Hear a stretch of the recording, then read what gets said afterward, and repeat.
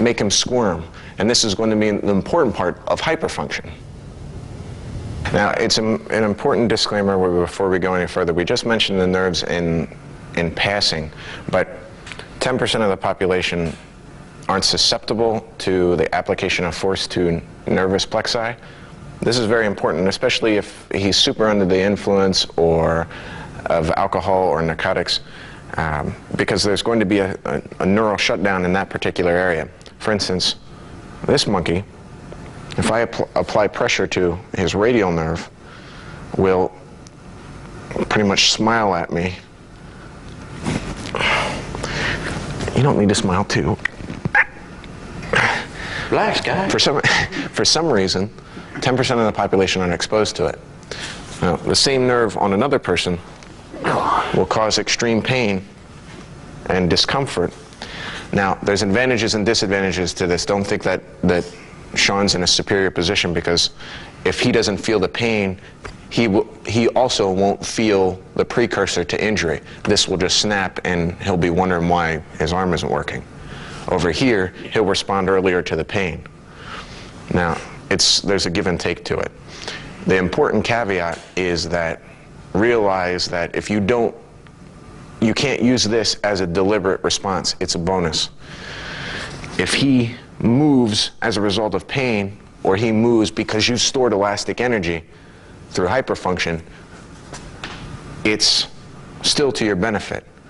But if you're intending to cause pain to cause dysfunction, for instance, the conventional pain compliance method, and you don't get any response, or you get a counter-aggressive assault, now that's your own doing because of inappropriate and ineffectively designed tactics in your program. You have to look at it from a physiological and anatomical point of view, which is why you need arthrokinetics and ROS. Now for the amazing knee. With the knee, we have firstly, what we're going to concentrate upon is the tibiofemoral joint. We're not going to concentrate on the patellofemoral. And the reason for that is that we're not going to be affecting this too much, because we're more interested in causing locomotion than trying to pharmaceutically attack particular positions. From this digital level, we're going to be only having a gross impact on his physiology. But we're still going to be having a significant impact. So what we're going to concentrate on is this double condyloid joint. These two hooks, these two balls roll across this cavity on the tibia bone. Now, when it does impact, there's cartilage covering here, and these two plates of cartilage, the menisci, will be a consideration for us. And there's a reason for that. They dampen the shearing force coming across here. The four ligaments that we're going to concern ourselves with are this one that runs from the back to the front, the anterior cruciate, the one that runs from the front to the back, the posterior cruciate ligament, and the two on the sides. This one, now you see here, is the fibula bone. If this is the fibula, this is the outside, so this is a lateral collateral. And on the inside, you can't really see this. This is the medial collateral ligament. The interesting components about this is that the medial meniscus is tight and often gives before the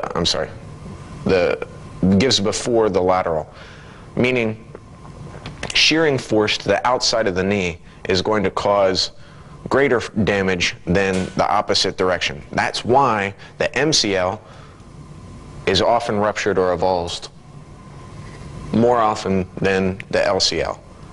Now, if I use Sean right now, actually, that's a great model. On this model, you can see here we have the outside of the leg, because we have the fibula bone. This is exposed to greater shearing force damage than this direction. We don't tear the LCL when we have this inside direction, which is why if I were to kick Sean as hard as I can to the inside of, outside of his knee, I'm more likely to cause an MCL tear than if I kick to the inside and try to cause an LCL tear. Structurally, it's more sound. Moreover, now, in here, can you lay down? If on this joint, we see this, when his knee is locked, we mentioned this when we were talking about the hip architecture, when his knee is locked, this fully congruent joint is impossible to rotate. There's also, remember, there's also a capsular enclosing here, which is pulling this together. As he flexes, there's compression, capsular compression, which makes it impossible to rotate, hyper-rotate the knee medially or laterally. Therefore, in order to defend against these motions, we're going to see that freedom of the hip and flexion around the knee will protect the knee. That's going to be an important function for us to understand.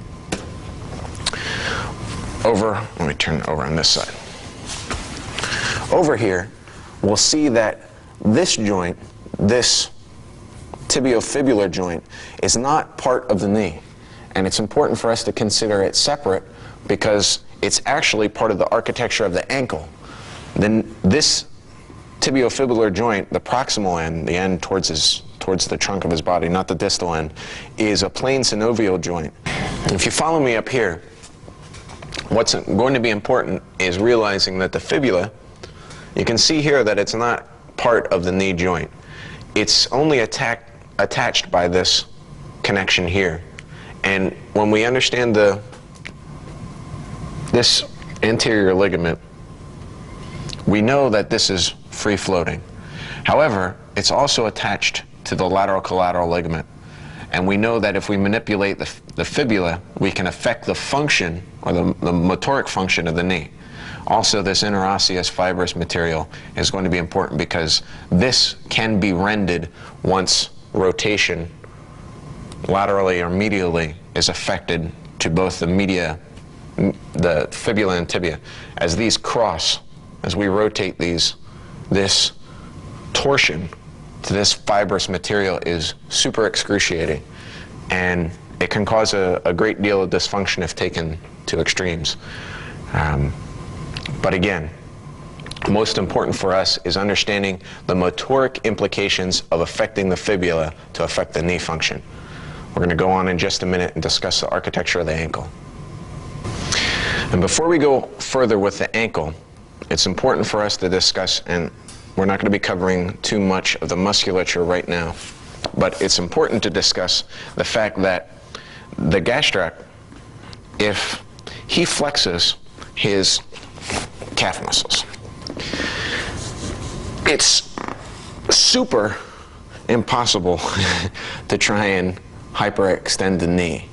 Now, if the more that you isolate it, the more you can try and use effort to overwhelm those muscles. However, most people when trying to protect the knee flex the quads, which doesn't make sense. You want to flex your calf and your hamstrings and recruit all the way up to your butt. This will protect you from application of force.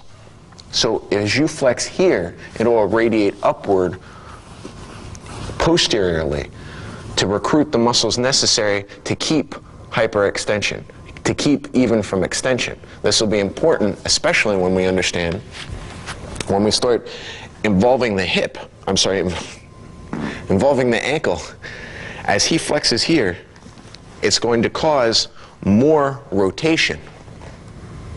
You see this? If this is keeping from this translatory force, as he flexes here, it's going to give us more force to hyperrotate. This will be important in just a minute. I also wanted to mention here, as we close to 90 degrees of flexion at the knee, we're going to be able to recruit more rotation at the hip. Here, as he protects against this, it's hard to cause rotation on the hip. The more that this begins to flex, the more rotation we can recruit in the hip. Also, just even at the knee, the more that we get to, and don't flex too hard, the more that we get to flexion at the knee at 90 degrees, the more rotation we're going to get at the tibial-fibula joint and the femoral tibial joint. So as we come in closer, we're increasing the amount of rotation. Can you see the implications of this? When you're working, for instance, on something as simple as a heel hook. Out here, trying to heel hook is nearly impossible. One, because you're working against structural advantage. Two, because as he recruits the muscular tension, it's going to protect against that rotation. Three, the more that we come to here, we're soliciting active insufficiency, so as it flexes, the more rotation is possible. So if we understand both the muscular tension, the ligamentous and capsular strength, and the range of motion, we're going to understand how to manipulate through hyperfunction active insufficiency. When we go onto the architecture of the ankle, this will give us the ability to have a full composition of leg manipulation.